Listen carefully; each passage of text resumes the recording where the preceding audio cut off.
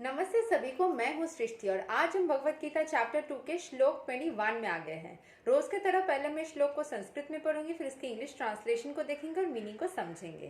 तो चलिए शुरू करते हैं।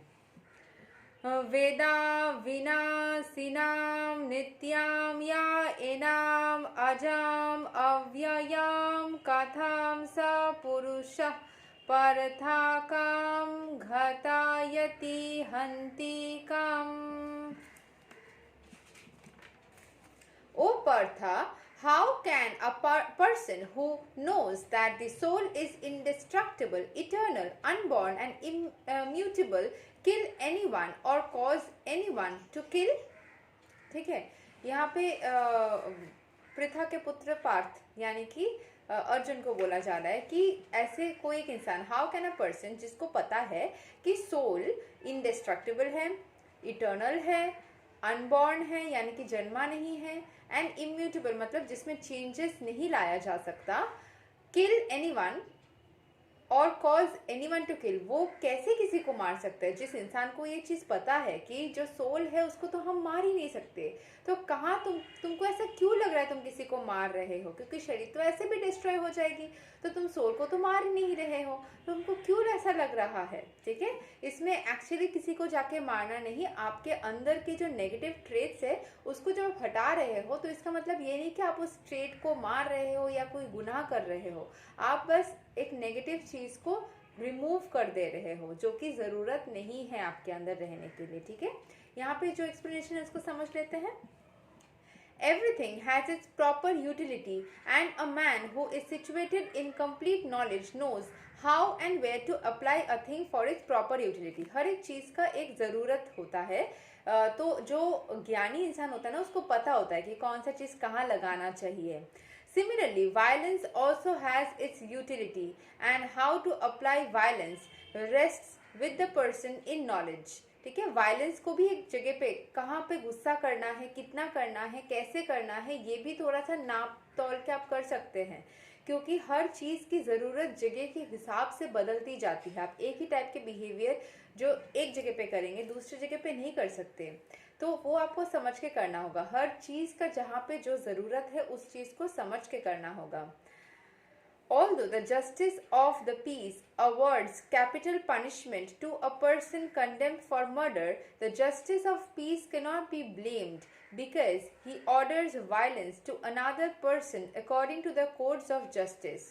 तो जो इंसान किसी को मर्डर करता है उसको पेनल्टी में पैसा उससे लिया जा रहा है। कैपिटल पनिशमेंट मतलब यू टू पे सम मनी, लेकिन the justice of peace can not be blame. जो जस्टिस ऑफ पीस है उसको हम ब्लेम नहीं कर सकते, because he orders violence on another person.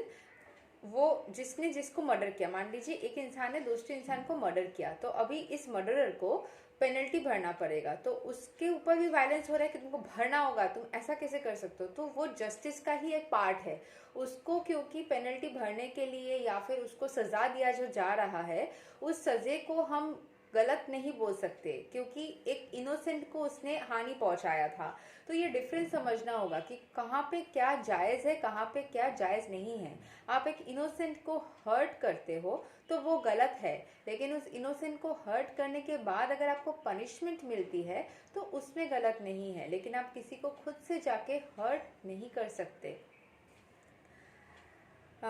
In Manu Samhita, the law book of for mankind, it is supported that a murderer should be condemned to death so that in his next life he will not have to suffer for the great sin he has committed। Manu संहिता में बोला जाता है जिसने किसी को murder किया उसको भी मृत्यु दंड दिया जाना चाहिए, ताकि वो अगले जन्म में ऐसी जो उसने जो गलती कर लिया ना उसका कोई पाप उसको ना भुगतना पड़े, वो उससे मुक्त रहे। जितना उसने किया उतना सजा अगर इसी जन्म में उसको मिल जाएगा, किसी को उसने मारा तो उसको भी एग्जैक्टली मृत्यु दंड दिया गया, तो उसमें क्या होगा ना, उसका हिसाब बराबर हो जाएगा, तो अगले जन्म में उसको कोई कष्ट नहीं भोगना पड़ेगा। लेकिन अगर इस जन्म में उसको नहीं कुछ पनिशमेंट मिला तो उसका जो पार्ट रहेगा वो कभी ना कभी उसको भुगतना पड़ेगा।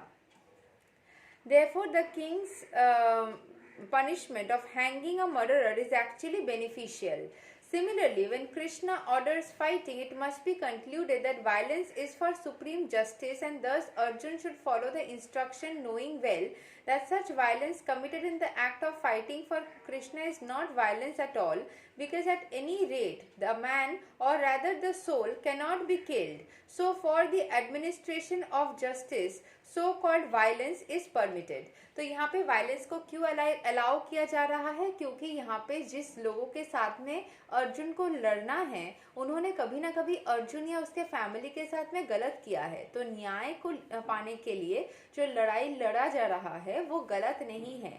और यहाँ पे अपने अंदर, हमारे अंदर अगर कुछ नेगेटिव ट्रेट्स हमने भर लिया है तो उसको रिमूव करने के लिए अपने अंदर के उलझनों को सुलझाना तो बिल्कुल जायज़ है, वो तो करना ही चाहिए। सो जो भी सारे वायलेंस यहाँ पे हो रही है युद्ध स्थल पे, वो कृष्ण भगवान यही समझा रहे हैं कि ये न्याय के लिए युद्ध है। तुम अपने ही साथ में गलत हुए हैं उसका तुम एज अ रिवेंज, देखिए शास्त्र में, ये तो शास्त्र ही हुआ ना, इसमें रिवेंज को गलत नहीं बोला जाता है। You can take revenge. Revenge का क्या मीनिंग होता है पता है?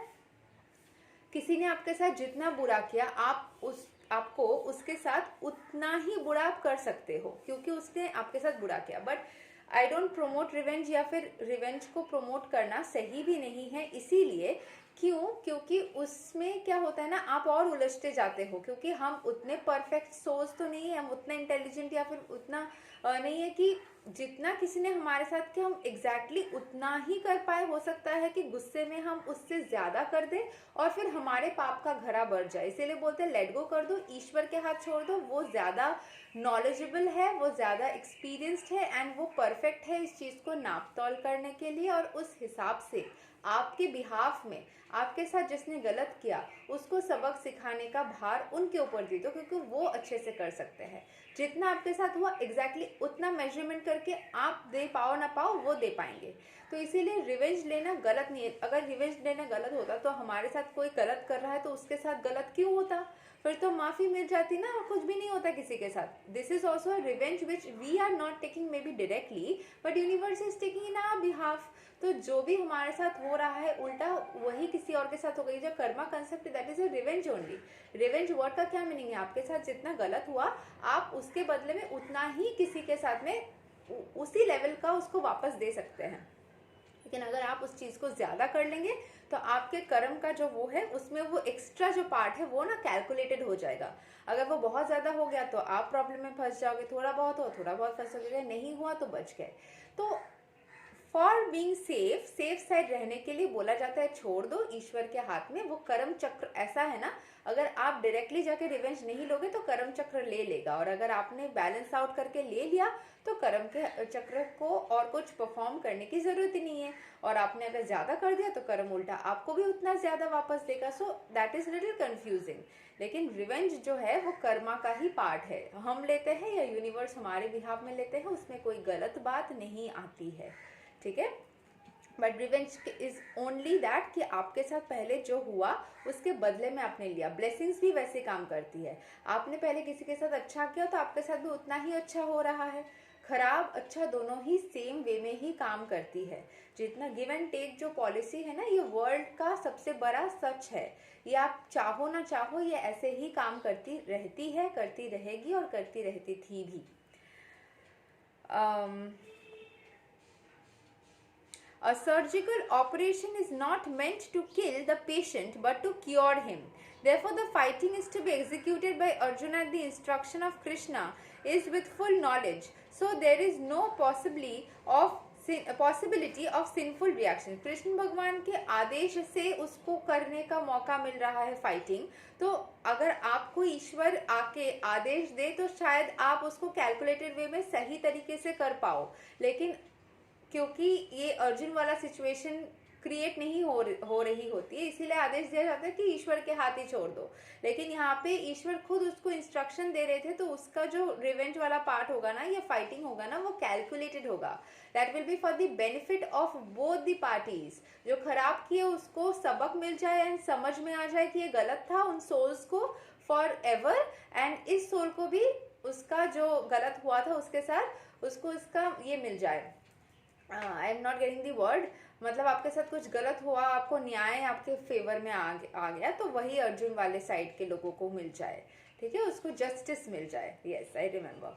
तो यहीं तक था श्लोक नंबर 21 चैप्टर 2 का। अगले वीडियो में हम श्लोक 22 को कवर करेंगे। तब तक के लिए हरे कृष्ण।